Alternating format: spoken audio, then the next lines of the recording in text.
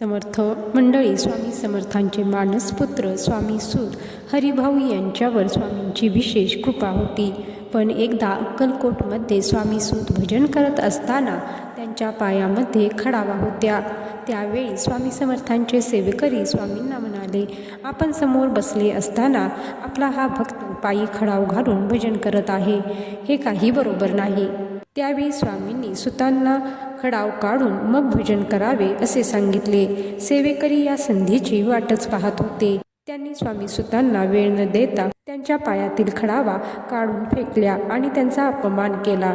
पण त्यावेळी स्वामी समर्थसुद्धा काही बोलले नाही, कारण त्यांना सर्व सेवेकरी, सर्व भक्त एक समानच होते. या घटनेने स्वामी सुतांचं मन खूप दुखावलं आणि ते अक्कलकोट सोडून मुंबईला परत गेले. स्वामींना जेव्हा हे कळलं तेव्हा त्यांनी सेवेकऱ्यांना मुंबईला पाठवून स्वामी सुतांना परत आणण्याचा प्रयत्न केला. पण मनाला झालेली वेदना इतकी खोल होती की स्वामी सुतांनी पुन्हा अक्कलकोटला न जाण्याचा निर्णय घेतला. स्वामी सुतांच्या बाबतीत पुढे नेमके काय झालं, ते अक्कलकोटला आले की नाही, हे पाहूया पुढच्या भागांमध्ये.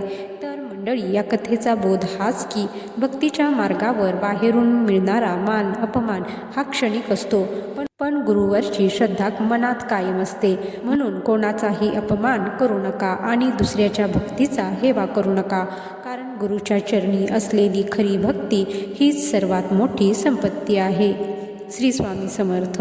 अशाच भक्तिमय आणि बोधपर कथा ऐकण्यासाठी शाहू विजय चॅनलला नक्की सबस्क्राईब करा. धन्यवाद.